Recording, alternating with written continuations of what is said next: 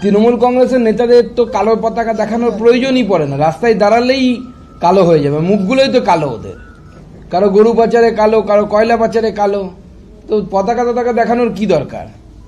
যে ভাঙচুরের কাজ উনি করেছেন তাতে বিডিও অফিসে বিডিওকে শুধু মারাটা বাকি ছিল, বিডিওকে এবং বিডিও সরকারি কর্মচারীদের তার অফিসের যারা তাদেরকে গায়ে হাত দেওয়াটা বাকি ছিল। গতকাল সেটা দক্ষিণ দিনাজপুর জেলার কুমারগঞ্জে হয়ে গেছে, মাইক্রো অবজারভারকে ধরে পেটানো হয়েছে, থাপ্পড় মেরেছে মনিরুল ইসলামের মতো লোকেরাই।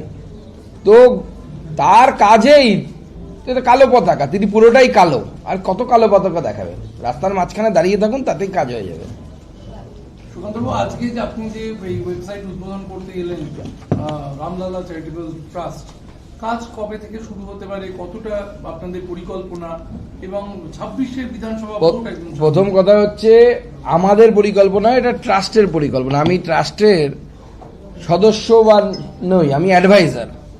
তো স্বাভাবিকভাবে যখন মুর্শিদাবাদ থেকে সাধারণ মানুষের দাবি এসেছিল যে এখানে একটি রাম মন্দির প্রতিষ্ঠা করা হোক, আমার মনে হয়েছিল যে যদি মুর্শিদাবাদে বাবরের নামে মসজিদ তৈরি হতে পারে, তাহলে রামলালার নামে বা রামের নামে অবশ্যই মন্দির তৈরি হওয়া উচিত, কারণ রাম ভারতের, ভারত রামের। তো স্বাভাবিকভাবে যারা এই উদ্যোগ নিয়েছেন, সে শাকারাব সরকার হোক বা অন্যান্যরা যারা আছেন এখানে, প্রত্যেককে আমি সাধুবাদ জানাই তাদের এই উদ্যোগের জন্য। এবার ওনারা ঠিক করবেন, মুর্শিদাবাদের মানুষ ঠিক করবেন, সমগ্র হিন্দু সমাজ এবং সনাতন সমাজ ঠিক করবে কবে তারা মন্দির করবে। কারণ মন্দির সমাজের পয়সায় তৈরি হয়, অযোধ্যাতে সরকারি পয়সা 1 টাকাও খরচ হয়নি। আমাদেরও উদ্দেশ্য হচ্ছে এই মন্দির সমাজের হিন্দু জনসাধারণের দানের মধ্য দিয়ে এই মন্দির নির্মাণ হবে, সেটা সেই চ্যারিটেবল ট্রাস্ট করবে। আমরা কোনো সরকারি হেল্প নিয়ে মন্দির তৈরি করতে চাই না। আরএসএস এর সঙ্গে পিএফআই কে তুলনা করে মনিরুল বলছেন যে সময় ব্যান্ড হয়নি তার আগে তিনি গেছিলেন, তিনি তখন জানতেন সামাজিক একটি সংগঠন, তাই গেছিলেন। তো সেই নিয়ে বারংবার তাকে মন্তব্য করা হয়। আরএসএস হলো এরকম ধরনের সংগঠন। দেখুন, আরএসএস এবং পিএফআই এর মধ্যে কি পার্থক্য, সেই পার্থক্য বাংলার মানুষ শুধু নয়, দেশের মানুষই জানে। আমরা মনিরুল বাবুর কাছ থেকে সেটা শিখতে চাই না, যে মনিরুল বাবু যে পিএফআই কে যদি তুলনা করেন আরএসএস এর সাথে, তাহলে ওনার বুদ্ধিমত্তা নিয়ে আমার প্রশ্ন থাকছে। দ্বিতীয়, পিএফআই যে সাম্প্রদায়িক কাজকর্ম করে এবং ভারত বিরোধী কাজকর্ম করে, সেই ভারত বিরোধী কাজকর্মের সাথে যুক্ত পিএফআই এর বহু তথ্য প্রমাণ পাওয়া গেছে, বহু নেতা এই মুহূর্তে জেলের ভিতরে। প্রশ্ন হচ্ছে, উনি ব্যান হওয়ার আগে গেছিলেন। আচ্ছা, যে সমস্ত লোকেরা ওই পিএফআই এর কর্মকাণ্ড করেছিল সুন্দর পোশাক পরে বলতে ইন দ্য সেন্স যে একদম ম্যাচিং পোশাক উপরে নিচে, বড় জুতো পরে লেফট রাইট করেছিল, তারা কোথায় উবে গেল? তাদেরকে কেন গ্রেপ্তার করা হলো না? পশ্চিমবঙ্গের যে হেড পিএফআই এর, সেও বাইরে থেকে গ্রেপ্তার হয়েছিল। পশ্চিমবঙ্গ থেকে একটা সংগঠন ব্যান হয়ে গেল, অথচ গোটা ভারতব্যাপী ব্যান হয়েছে, অথচ পশ্চিমবঙ্গে তার ইউনিট চলেছে, লাইভ ইউনিট, সেই লাইভ ইউনিটের কেউ এখনো পর্যন্ত গ্রেপ্তার হলো না। তাহলে তারা এখনো কি মুর্শিদাবাদে আছেন? তাদের সাথে কি মনিরুল বাবুর কি এখনো যোগাযোগ আছে? ফোনে কথাবার্তা হয়? এগুলো তো তদন্ত করা উচিত, এই জেলার পুলিশেরই করা উচিত। না পারলে পরে এনআইএ করবে, প্রয়োজনে কান ধরে টেনেও নিয়ে যাবে, চিন্তার কিছু নেই। যেখানে থাকার ওনার সেখানেই থাকবেন উনি। জলপাইগুড়িতে বিস্ফোরক অভিযোগ উঠে আসছে। মেডিকেল কলেজের অধীনে থাকা মাদার অ্যান্ড চাইল্ড হাব চত্বরে পরিত্যক্ত জায়গায় সদ্যজাত শিশুর মাথা। পরিবারের দাবি, দেহাংশটি কুকুরের মুখে টেনে এনেছে, এমনটা তারা দেখেছেন। তারপর চাঞ্চল্য ছড়িয়েছে, ব্যাপক উত্তেজনা, ঘটনাস্থলে কোতোয়ালি থানার পুলিশ। দেখুন, জেলায় জেলায় যে মেডিকেল কলেজগুলো তৈরি হয়েছে, এই মেডিকেল কলেজগুলো নীল সাদা বিল্ডিং ছাড়া আর কিছু নয়। এই মুর্শিদাবাদ বলুন বা কলকাতা থেকে যতটা দূরে যাবেন, বা জলপাইগুড়ির ঘটনা আপনারা বললেন, জলপাইগুড়ি বলুন, প্রত্যেক জায়গাতে শুধু বড় বড় নীল সাদা বিল্ডিং তৈরি হয়েছে।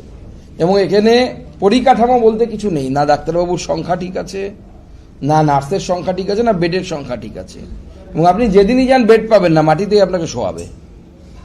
বেডে রাখার কোনো চান্স, থাকার আপনি কোনো চান্স পাবেন না মেডিকেল কলেজগুলোতে। এই ভয়ঙ্কর পরিস্থিতি। তো এটা কোনো অস্বাভাবিক ঘটনা নয়, এর আগেও এই ধরনের ঘটনা ঘটেছে বিভিন্ন মেডিকেল কলেজে। কুকুর ঢুকে পড়া, কোথাও স্যালাইন, ফাঙ্গাস স্যালাইন দিয়ে দেওয়া, এই ধরনের একের পর এক ঘটনা ঘটেছে। ভাঙড় উত্তপ্ত, আইএসএফ বনাম টিএমসি লড়াই ভাঙড়ে। আইএসএফ ভার্সেস টিএমসি, গুলি বোমা চলেছে বলে এলাকার মানুষের দাবি। ফের উত্তপ্ত ওখানে শওকত মোল্লাকে অভিষেক দায়িত্ব দিয়েছে, অভিষেকই তো এগুলো করায়। অভিষেক এই শওকত মোল্লা থেকে শুরু করে শাহজাহান থেকে শুরু করে আরো যে ও সাগরেদগুলো আছে তাদেরকে নিয়ে বসে, এবং তাদেরকে তো আমার কাছে যা খবর, ভেতরের খবর, ডাইরেক্ট বলে যে একে পেটাবি ওকে মারবি, এসব করায় তো। নীতিন নবীনের পর রাজ্যে আসছেন অমিত শাহ। 30 বা আপনাদের কি সূচি আছে যদি একটু বলেন, যে আপনার সাথে কোনো কথা আছে? দেখুন, আমাদের মিটিং হয়েছে, এখনো পর্যন্ত কনফার্মেশন ওনার অফিস থেকে তো লাস্ট দিনের আগে আসা সম্ভব নয়, তো 30-31 ওনার আসার সম্ভাবনা আছে, উনি আসবেন। প্রাথমিক পরিকল্পনা যে দুটো প্রোগ্রাম হবে, একটা উত্তরবঙ্গের কোথাও, একটা দক্ষিণবঙ্গে, এবং দুটো ইনডোর প্রোগ্রাম হবে, কারণ আপনারা জানেন যে মাধ্যমিক পরীক্ষা তার যে প্রতিবন্ধকতা আছে মাইক ব্যবহারের, সেই জন্য আমরা যেখানেই করব ইনডোর ব্যবস্থা করে করব। 2026 বিধানসভা নির্বাচনের কথাই মাথায় রেখে সংকল্পপত্র বা ইস্তফাপত্র যেটা তৈরি হচ্ছে, সেখানে 11 জনের যে কমিটি রয়েছে সেখানে চেয়ারম্যান করা হয়েছে তাপস রায়কে। তৃণমূলের টানা 3 বারে শাসনের বিরুদ্ধে কি কি প্রতিশ্রুতি, বিজেপি মানুষের কি কি নিয়ে যাবে, দীর্ঘ সময় শাসক দলের সঙ্গে যুক্ত থাকার কারণে তৃণমূলের দুর্বলতা সম্পর্কে ওয়াকিবহাল বলে কি এই মুকুল রায় এর আগে ছিল, এই বছরের তাপস রায়কে অভিজ্ঞ মানুষ সেই জন্য দেওয়া হয়েছে, রাজ্য সভাপতি সেই জন্য তার নাম চয়ন করেছেন, অনেকটা অভিজ্ঞতা আছে। তার সাথে সাথে অন্যান্যদের টিমও আছে, আমাদের অশোক লাহিড়ী থেকে সাহেব থেকে শুরু করে, অগ্নিমিত্রা পাল থেকে শুরু করে, বৈশালী ডালমিয়া, শিশির বাজরিয়া, অর্থাৎ সমাজের বিভিন্ন ক্ষেত্রে এনাদের মূলত কাজ হচ্ছে সমাজের বিভিন্ন স্তর থেকে সাজেশনস নেওয়া। সমাজের বিভিন্ন স্তরে ভারতীয় জনতা পার্টি যাবে, এবং ভারতীয় জনতা পার্টি যুবকদের কাছ থেকে, কৃষকদের কাছ থেকে, মহিলাদের কাছ থেকে, অন্যান্য বর্গদের কাছ থেকে সাজেশন চাইবে, এবং সেই সাজেশনগুলো নেবার পর আমাদের তার থরলি স্টাডি হয়, কোনগুলো করা সম্ভব, কোনগুলো এই মুহূর্তে করা সম্ভব নয়। সেইগুলো যেগুলো করা সম্ভব ভারতীয় জনতা পার্টি সংকল্পপত্রে সেগুলোকে স্থান দেবে। মনে রাখবেন, ভারতীয় জনতা পার্টি একমাত্র রাজনৈতিক দল যারা নিজের দলের ম্যানিফেস্টোকে সংকল্পপত্র বলে, ম্যানিফেস্টো বলি না আমরা। সংকল্পপত্র এই জন্য বলি কারণ ভারতীয় জনতা পার্টি যেটা সেখানে আমরা লিখি বা যেটা বলি, সেটা আমরা অধিকাংশ রাজ্যে সরকারে আসার পর তার 100% আমরা পূর্ণ করেছি সব রাজ্যে। গতকালকে সুপ্রিম কোর্টের অর্ডার অনুযায়ী নির্বাচন কমিশনের লজিক্যাল ডিসক্রিপেন্সি লিস্ট দেওয়ার কথা ছিল, কিন্তু আজ দুপুর পর্যন্ত বিভিন্ন জায়গায় দেওয়া হয়েছে, বিভিন্ন জায়গায় দেওয়া হয়নি। অভিযোগ উঠে আসছে সময়ের মধ্যে বেশ কিছু জায়গায়, বেশিরভাগ জায়গাতেই সময়ের মধ্যে নির্বাচন কমিশন দিতে পারলো না। এটা আপনারা কিভাবে দেখছেন একজন রাজনৈতিক দলের? না, আপনার প্রশ্নটা অত্যন্ত স্বাভাবিক, কিন্তু প্রশ্নটা ভুল জায়গায় করছে। নির্বাচন কমিশন এর উত্তর দিতে পারবে, আমি কোথা থেকে পারবো? আপনারা বিজেপি রাজনৈতিক দল হিসেবে নির্বাচন কমিশনের এই যে ভূমিকা ভোটারদের নিয়ে, সেটা আপনার রাজনৈতিক দল হিসেবে? আমাদের কোনো বক্তব্য নেই, নির্বাচন কমিশন দিতে পারলো কি পারলো না তাদের ব্যাপার। আজ বিশ্ব ভোটার দিবস, ভোটারদের যে হয়রানি তার বিরাম নেই, সেই জায়গায় কোথাও দৃষ্টিহীনদের শুনানিতে ডাক বা কোথাও নজির করা বিএলওকেও নোটিশ দিচ্ছে, সেই এই হয়রানির হদিশ কি মিলবে ভোটার দিবসে? দেখুন, প্রথম কথা হচ্ছে ভোট দিতে যান যখন, তখন আপনার হয়রানি হয় না? হয়তো হয়রানি, কিন্তু ভোট তো দিতে যায় আমরা। আপনি যে কোনো কাজ করতে যান, সকালবেলা পেট পরিষ্কার করতে গেলেও তো হয়রানি হয়। হয়রানি ছাড়া তো পৃথিবীতে কিছু সম্ভব না কোনো। হয়রানি তো একটু না একটু, আপনি যে কোনো কাজ করতে গেলে, পড়াশুনো করে আরো বেশি হয়রানি, মোটামুটি বই পড়তে হয়, তো সবই তো বন্ধ করে দেওয়া উচিত। তাহলে কিছুই করা উচিত না মানুষের।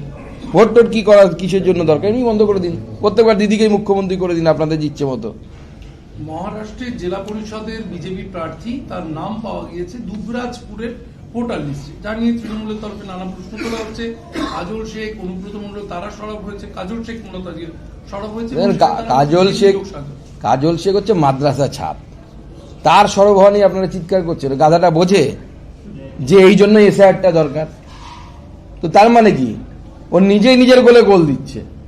ওর মুখ্যমন্ত্রী বলছে এসআইআর করার দরকার নেই, আর কাজল শেখ যে প্রশ্ন তুলছে তার সলিউশন কি? এসআইআর। মানে কাজল শেখ নিজে বকলমে এসআইআর এর সমর্থক হয়ে উঠেছেন। দ্বিতীয় কথা হচ্ছে ভোটার লিস্টে নাম তোলে কারা? বিএলও, তার মাধ্যমে নাম যায়, এইআরও, ইআরও, এই তিনজনের হাতে ক্ষমতা আছে কার নাম ঢুকবে কার নাম ঢুকবে না। বিএলও কে লোকাল জায়গায় চাকরি করে, অঙ্গনারী দিদিমণি হোক বা এরকম যারা রাজ্য সরকারি কর্মচারী। বিডিও হচ্ছে ইআরও, এসডিও হচ্ছে ইআরও। এর মধ্যে কোনটা কেন্দ্রীয় সরকারি কর্মচারী বলুন? প্রত্যেকে রাজ্য সরকারি কর্মচারী। মুখ্যমন্ত্রী যা বলেন তার শুনে এদের কাজ করা এদের অভ্যেস।